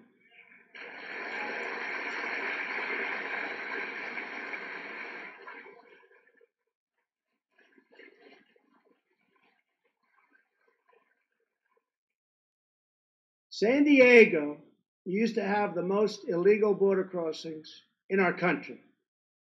In response, a strong security wall was put in place. This powerful barrier almost completely ended illegal crossings. The border city of El Paso, Texas, used to have extremely high rates of violent crime, one of the highest in the entire country, and considered one of our nation's most dangerous cities. Now, immediately upon its building, with a powerful barrier in place, El Paso is one of the safest cities in our country. Simply put, walls work and walls save lives.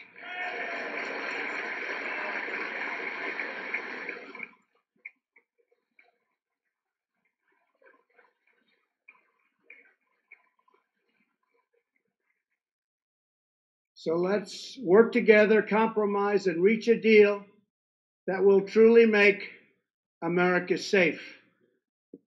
As we work to defend our people's safety, we must also ensure our economic resurgence continues at a rapid pace. No one has benefited more from a thriving economy than women, who have filled 58% of the newly created jobs last year.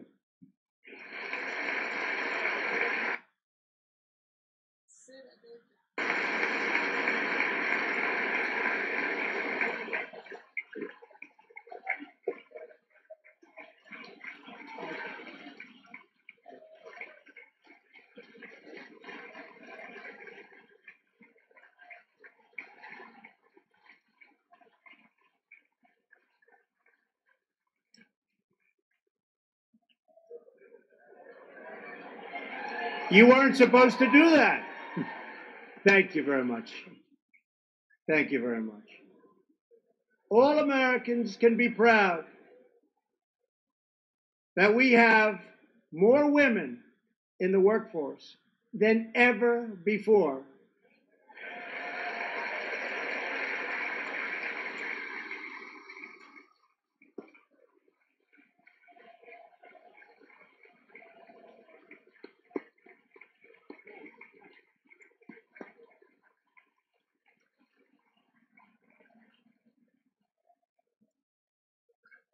Don't sit yet. You're like that. And exactly 1 century after Congress passed the constitutional amendment giving women the right to vote, we also have more women serving in Congress than at any time before.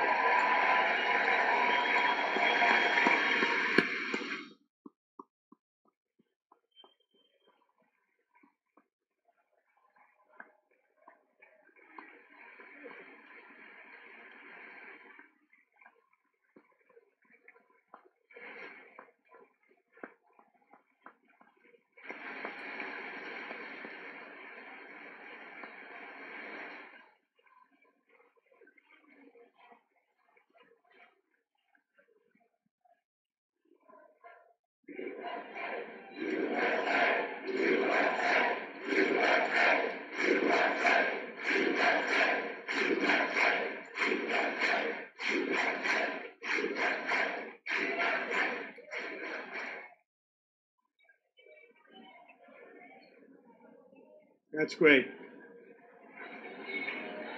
Fairly great. And congratulations. That's great. As part of our commitment to improving opportunity for women everywhere, this Thursday, we are launching the first ever government-wide initiative focused on economic empowerment for women in developing countries. To build on, thank you. To build on our incredible economic success, one priority is paramount: reversing decades of calamitous trade policies. So bad. We are now making it clear to China that after years of targeting our industries and stealing our intellectual property, the theft of American jobs and wealth has come to an end.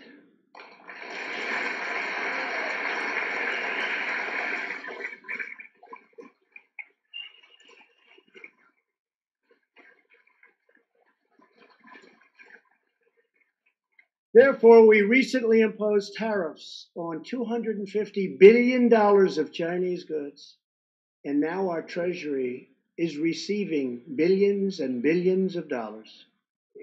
But I don't blame China for taking advantage of us. I blame our leaders and representatives for allowing this travesty to happen.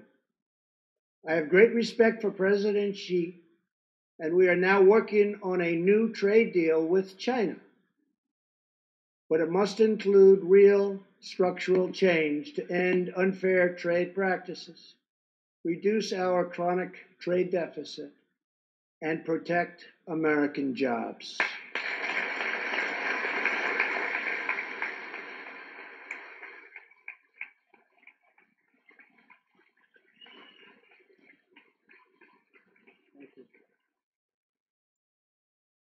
Another historic trade blunder was the catastrophe known as NAFTA.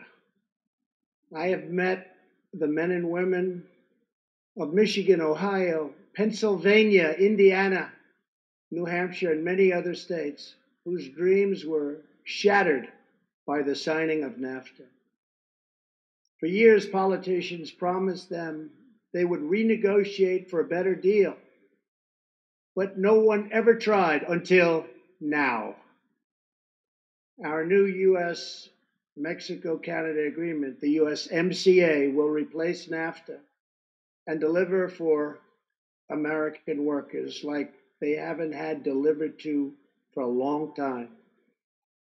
I hope you can pass the USMCA into law so that we can bring back our manufacturing jobs in even greater numbers, expand American agriculture, protect intellectual property, and ensure that more cars are proudly stamped with our 4 beautiful words: made in the USA.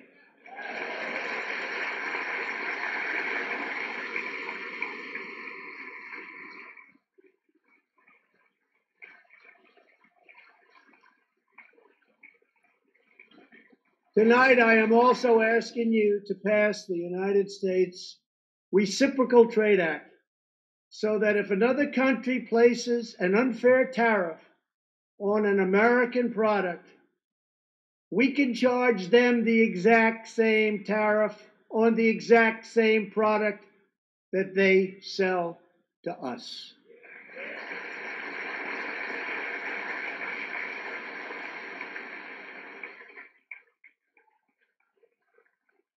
Both parties should be able to unite for a great rebuilding of America's crumbling infrastructure.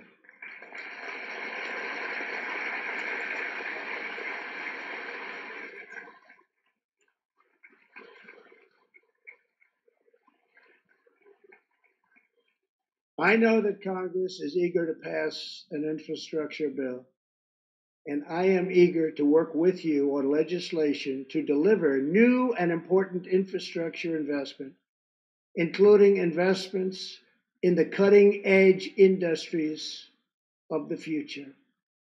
This is not an option. This is a necessity. The next major priority for me and for all of us should be to lower the cost of health care and prescription drugs and to protect patients with pre-existing conditions.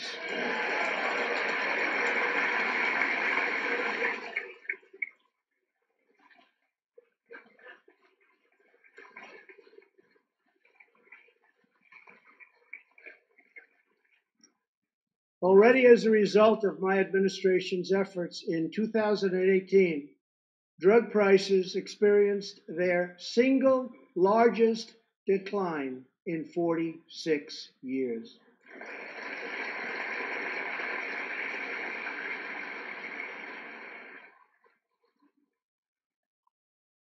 But we must do more. It's unacceptable that Americans pay vastly more than people in other countries for the exact same drugs, often made in the exact same place. This is wrong. This is unfair. And together, we will stop it. We will stop it fast.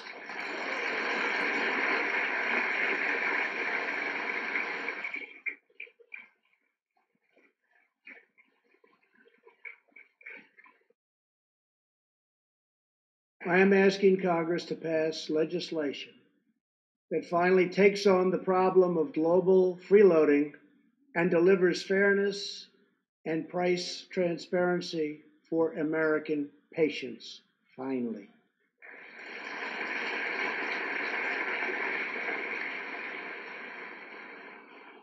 We should also require drug companies, insurance companies, and hospitals to disclose real prices to foster competition and bring costs way down.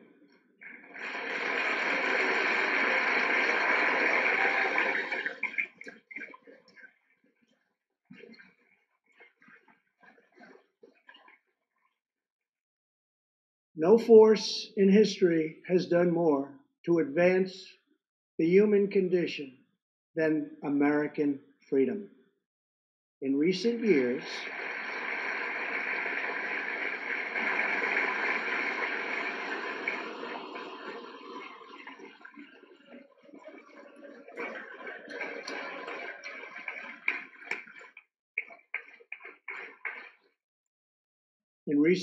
we have made remarkable progress in the fight against HIV and AIDS. Scientific breakthroughs have brought a once distant dream within reach. My budget will ask Democrats and Republicans to make the needed commitment to eliminate the HIV epidemic in the United States within 10 years. We have made incredible strides, incredible.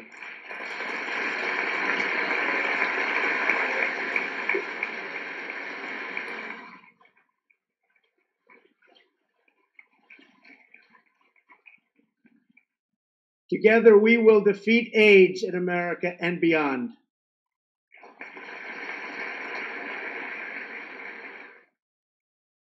Tonight, I am also asking you to join me in another fight that all Americans can get behind, the fight against childhood cancer.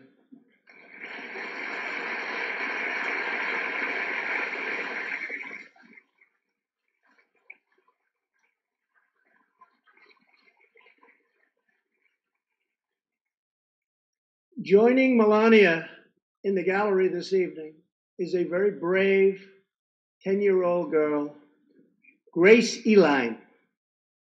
Every birthday,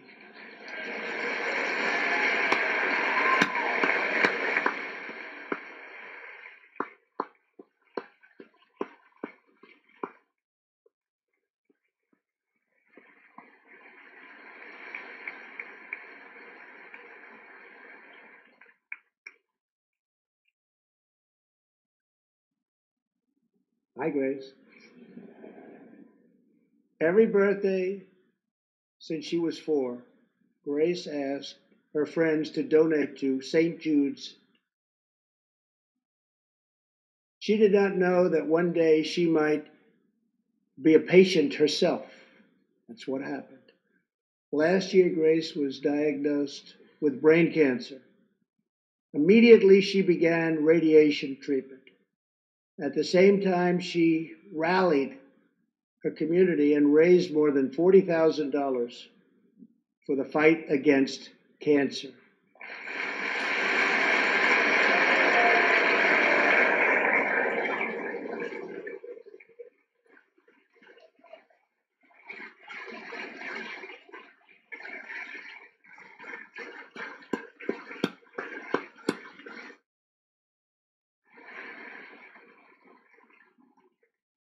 When Grace completed treatment last fall, her doctors and nurses cheered. They loved her. They still love her. With tears in their eyes, as she hung up a poster that read, "Last day of chemo."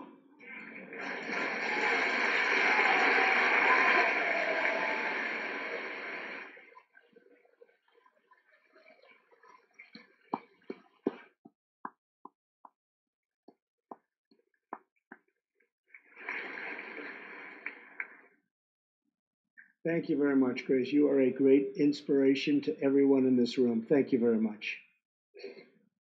Many childhood cancers have not seen new therapies in decades. My budget will ask Congress for $500 million over the next 10 years to fund this critical life-saving research. To help support working parents, the time has come to pass school choice for Americans' children.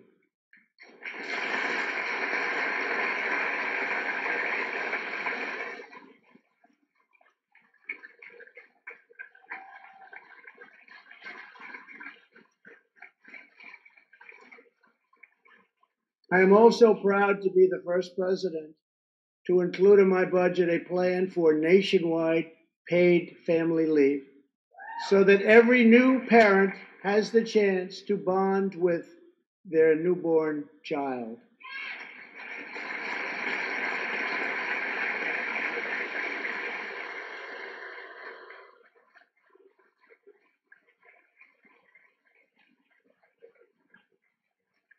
There could be no greater contrast to the beautiful image of a mother holding her infant child than the chilling displays our nation saw in recent days.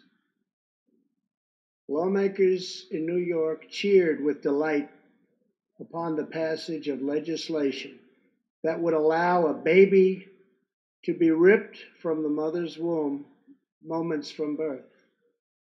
These are living, feeling, beautiful babies who will never get the chance to share their love and their dreams with the world. And then we had the case of the governor of Virginia, where he stated he would execute a baby after birth. To defend the dignity of every person, I am asking Congress to pass legislation to prohibit the late-term abortion of children who can feel pain in a mother's womb.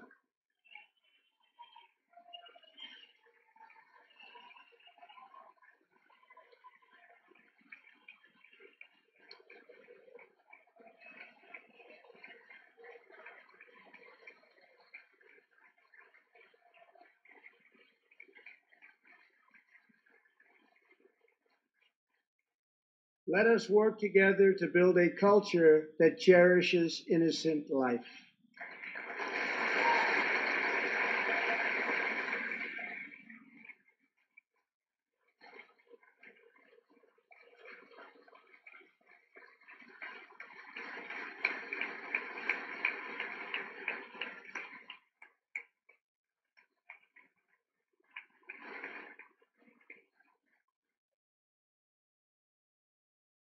Fundamental truth.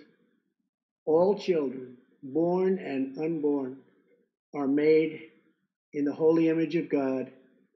The final part of my agenda is to protect American security. Over the last 2 years, we have begun to fully rebuild the United States military with $700 billion last year and $716 billion this year. We are also getting other nations to pay their fair share. Finally.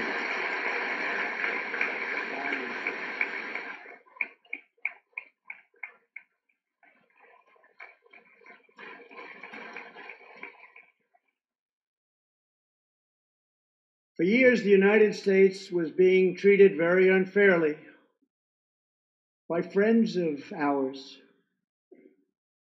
members of NATO. But now we have secured, over the last couple of years, more than $100 billion of increase in defense spending from our NATO allies. They said it couldn't be done.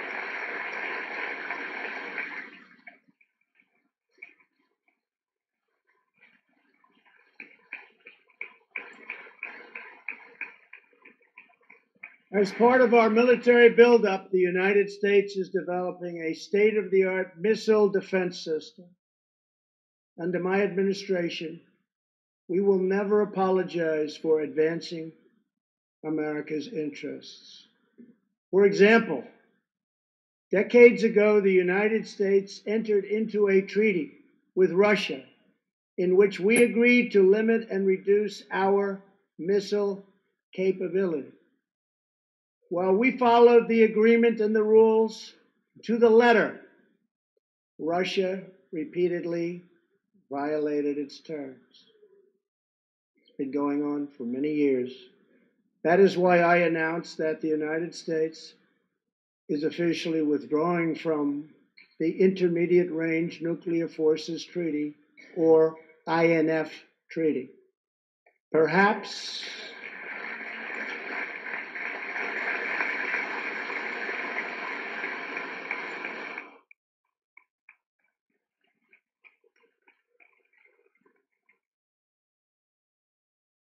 we really have no choice.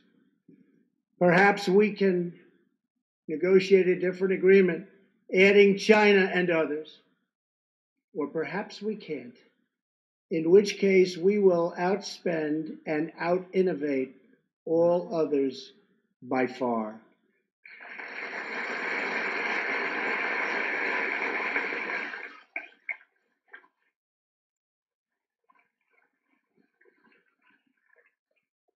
As part of a bold new diplomacy, we continue our historic push for peace on the Korean Peninsula.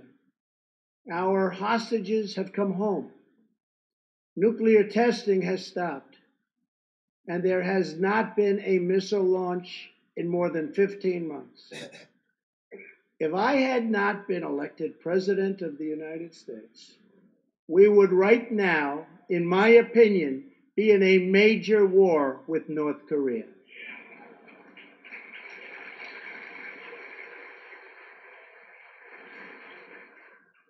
Much work remains to be done, but my relationship with Kim Jong-un is a good one.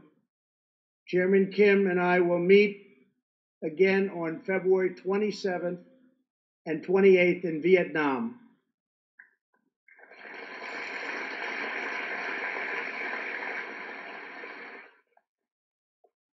2 weeks ago, the United States officially recognized the legitimate government of Venezuela and its new president, Juan Guaido.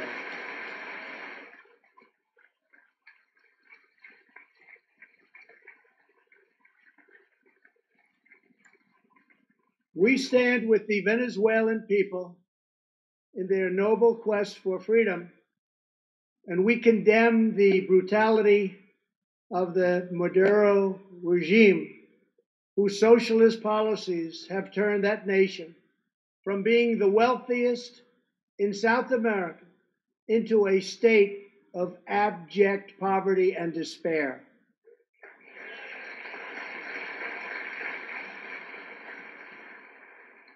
Here in the United States, we are alarmed by the new calls to adopt socialism in our country.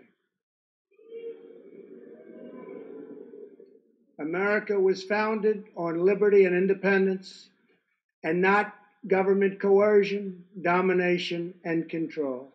We are born free, and we will stay free.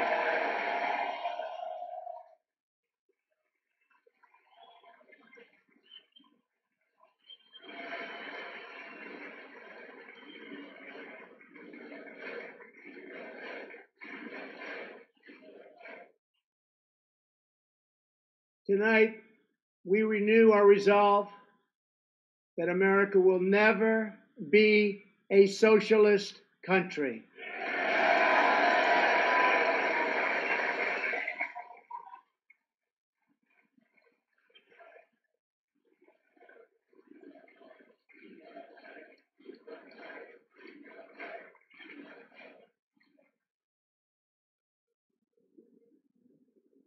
One of the most complex set of challenges we face, and have for many years, is in the Middle East. Our approach is based on principled realism, not discredited theories that have failed for decades to yield progress. For this reason, my administration recognized the true capital of Israel and proudly opened the American embassy in Jerusalem.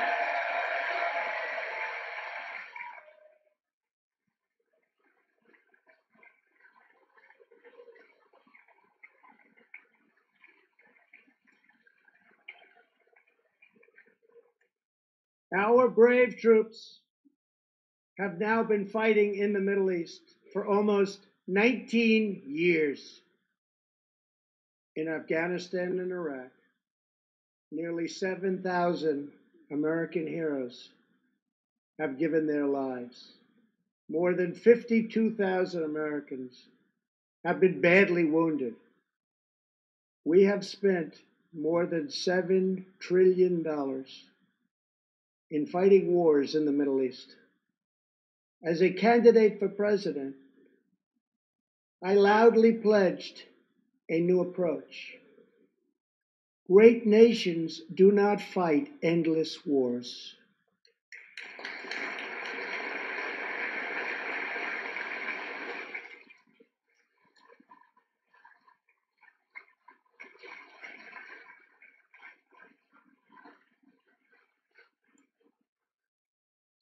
When I took office, ISIS controlled more than 20,000 square miles in Iraq and Syria just 2 years ago. Today, we have liberated virtually all of the territory from the grip of these bloodthirsty monsters. Now, as we work with our allies to destroy the remnants of ISIS, it is time to give our brave warriors in Syria a warm welcome home. I have also accelerated our negotiations to reach, if possible, a political settlement in Afghanistan. The opposing side is also very happy to be negotiating. Our troops have fought with unmatched valor, and thanks to their bravery, we are now able to pursue a possible political solution to this long and bloody conflict.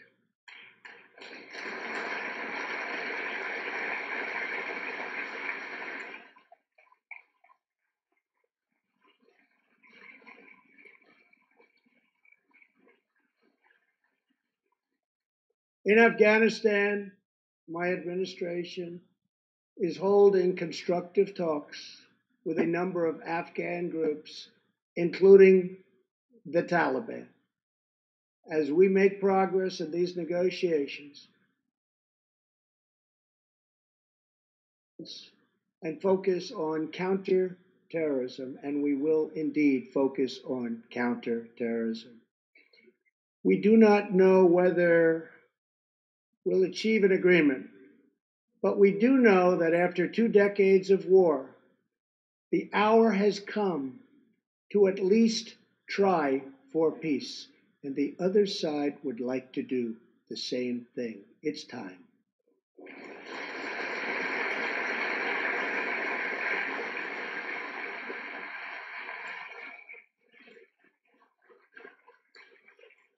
Above all, friend and foe alike must never doubt this nation's power and will to defend our people. 18 years ago, violent terrorists attacked the USS Cole, and last month, American forces killed one of the leaders of that attack.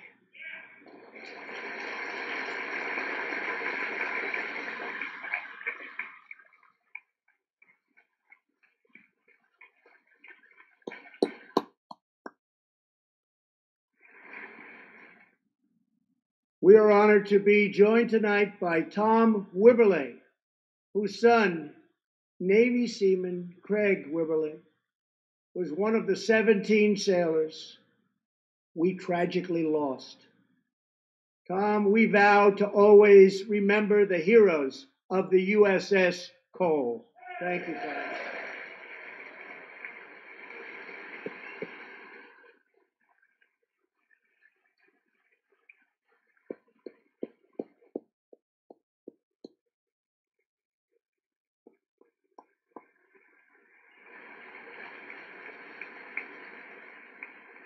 My administration has acted decisively to confront the world's leading state sponsor of terror, the radical regime in Iran. It is a radical regime. They do bad, bad things. To ensure this corrupt dictatorship never acquires nuclear weapons, I withdrew the United States from the disastrous Iran nuclear deal.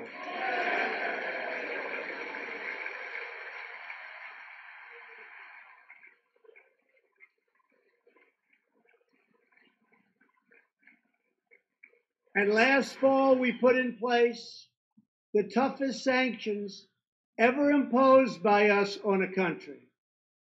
We will not avert our eyes from a regime that chants death to America and threatens genocide against the Jewish people.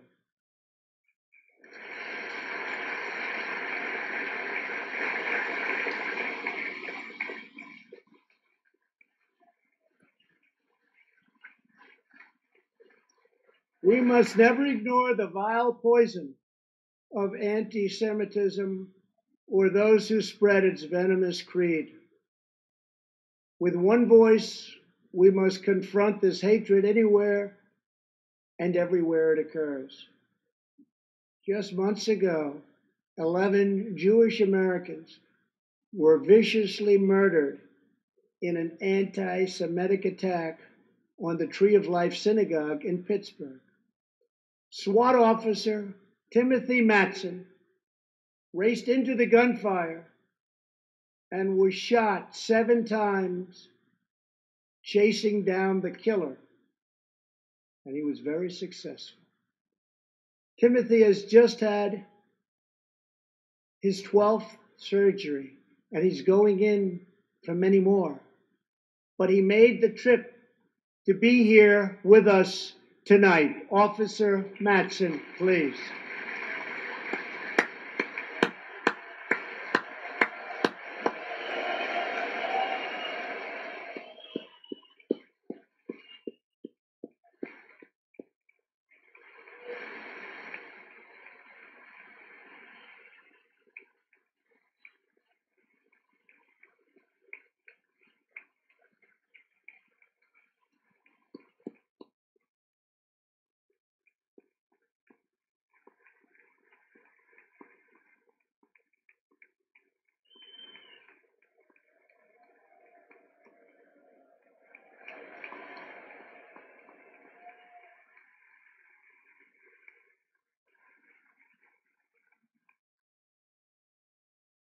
Thank you. We are forever grateful. Thank you very much.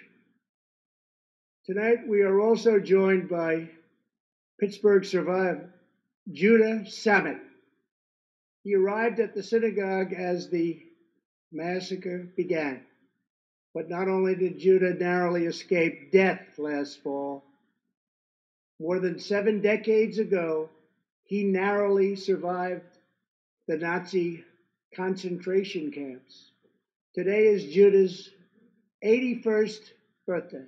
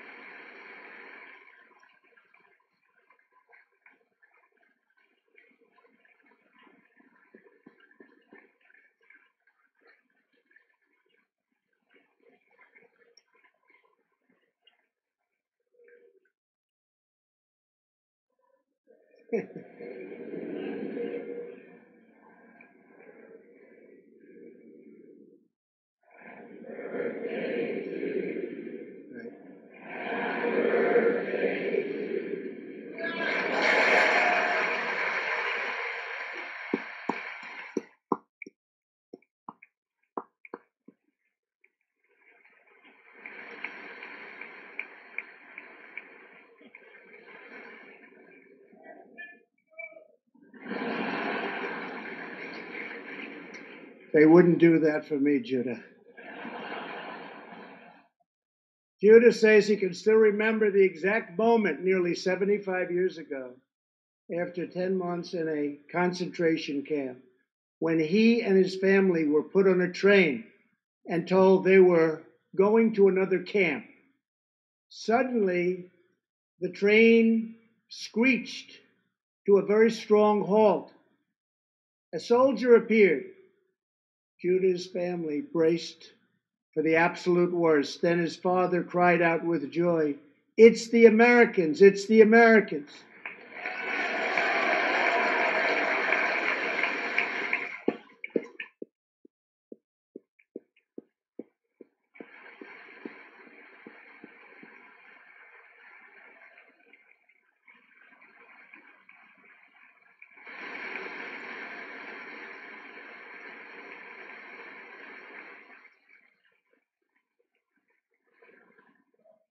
Thank you. A second Holocaust survivor who is here tonight, Joshua Kaufman, was a prisoner at Dachau. He remembers watching through a hole in the wall of a cattle car as American soldiers rolled in with tanks. To me, Joshua recalls, the American soldiers were proof that God exists, and they came down from the sky. They came down from heaven. I began this evening by honoring 3 soldiers who fought on D-Day in the Second World War.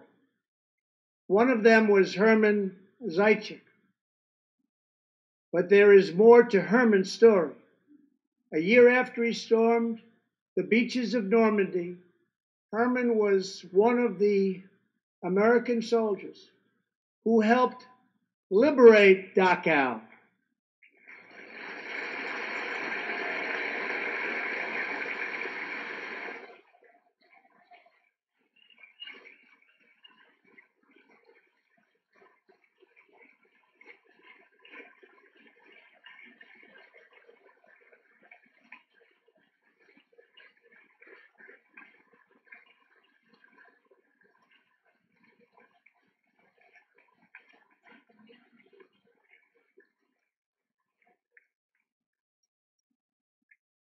He was one of the Americans who helped rescue Joshua from that hell on earth.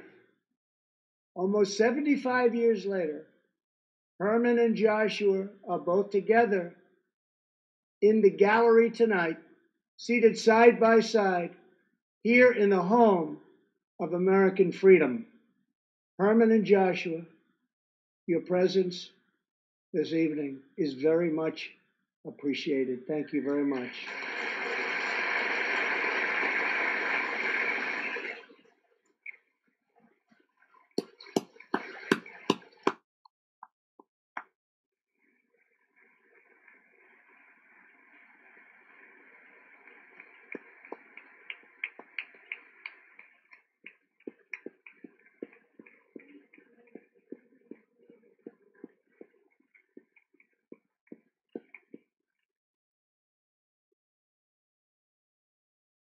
Thank you.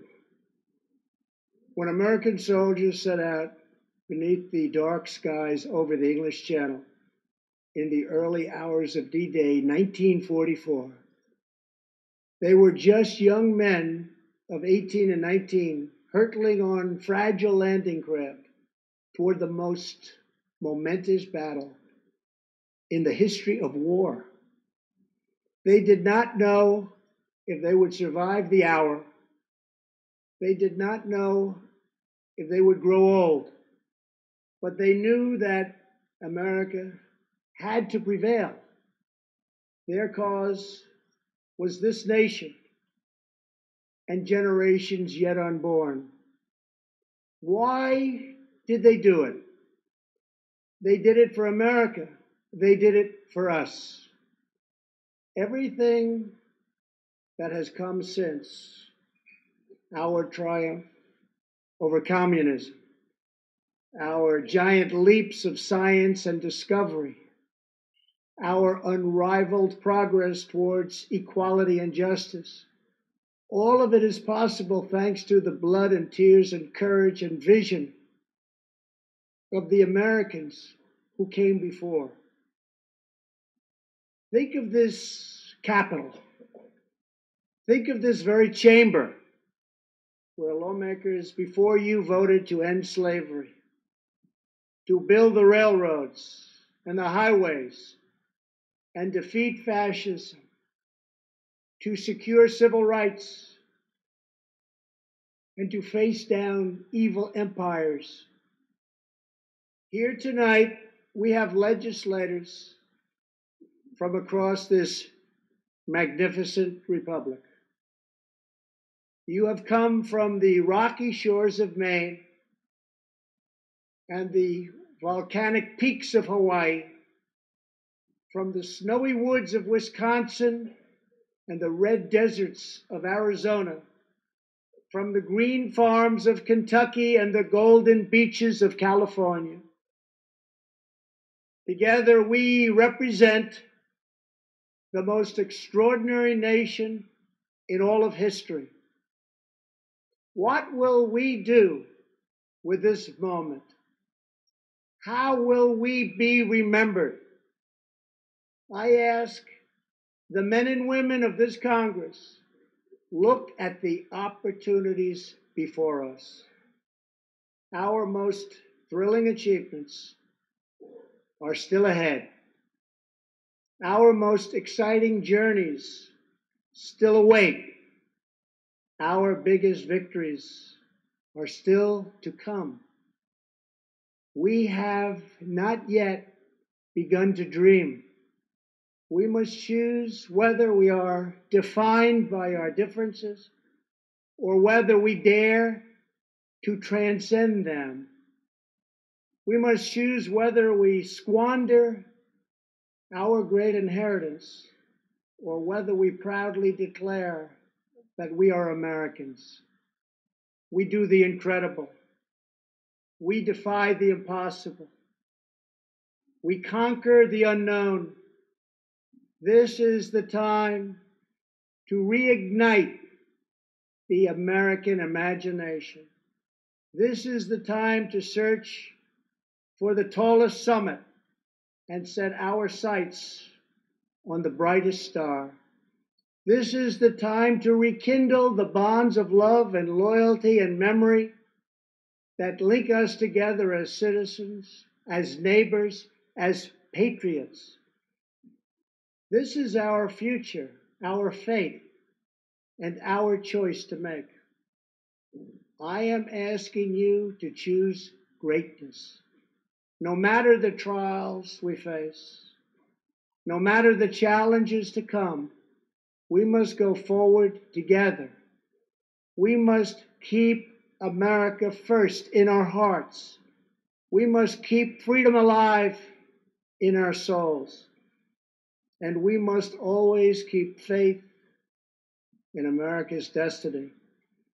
That one nation, under God, must be the hope and the promise and the light and the glory among all the nations of the world.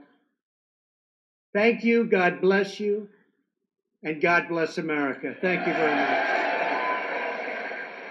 Thank you.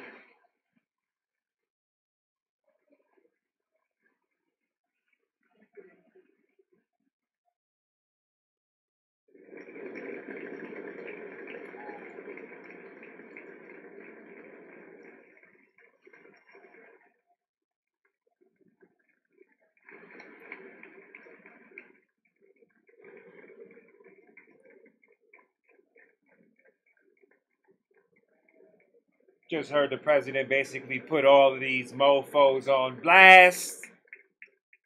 You basically just seen the president show why his name is Trump. Why in poker they say he has the Trump hand, the Trump card.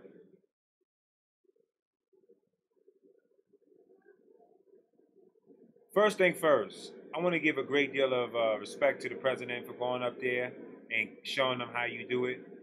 Because when you got people like Jay-Z trying to steal his thunder, talking about he's going to put $50 million towards prison reform, Trump's like, hey, we already did that and got that done already. It's already done already. And in case you forgot, let me mention it live in my State of the Union. And not only let me mention it, let me bring home somebody that I actually pardoned because I got the pen. And then, I'm not going to stop there. Let me bring someone home.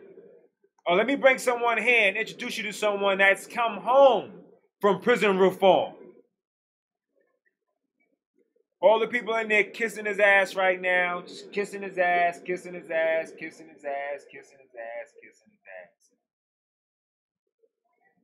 Everybody in there, Mr. President, Mr. President, Mr. President, Mr. President, Mr. President, Mr. President. How he looked around at the politicians when he told them, if we can't have border security, then you can't have gates around your home. And I was just sitting there listening to this man thinking like, yo, man, this is how you get it done. This is how you get it done. This is how you get it done. This is how you go in there and you shut them up. I wonder what they're going to take from this.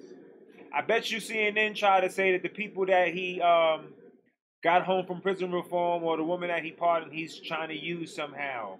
Or he's trying to do something somehow. But people who know what's going on really know what the fuck is going on. This man is doing a fan-fucking-tastic job. Fan-fucking-tastic. And it takes real fucking balls to go and say, fuck everybody, I'm going to do what needs to be done the right way.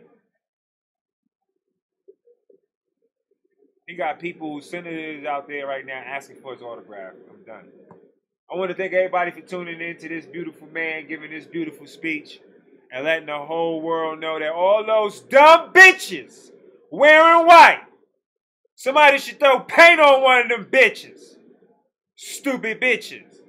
All them bitches were anything but fucking saints. All of them bitches wearing white were in solidarity of killing fucking babies, allowing American jobs to be stolen, and taking care of other motherfuckers in other countries before you take care of the actual motherfuckers in which you live.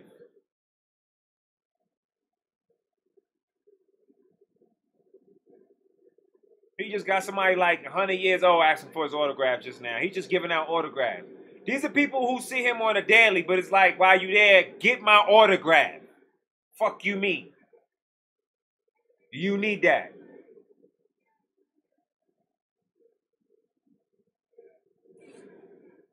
Make sure you guys tune in tomorrow morning so you can get the full backlash of what the Dems try to say and how you try to get out of this one. Because everyone wearing white was looking really stupid. Hey, look at all the people in white. They look stupid. Stupid. Stay safe. Stay healthy. Stay American. Catch me tomorrow, 10:30 Mountain Time, 12:30 Eastern Standard Time. I'm going to get it in. One, I love you.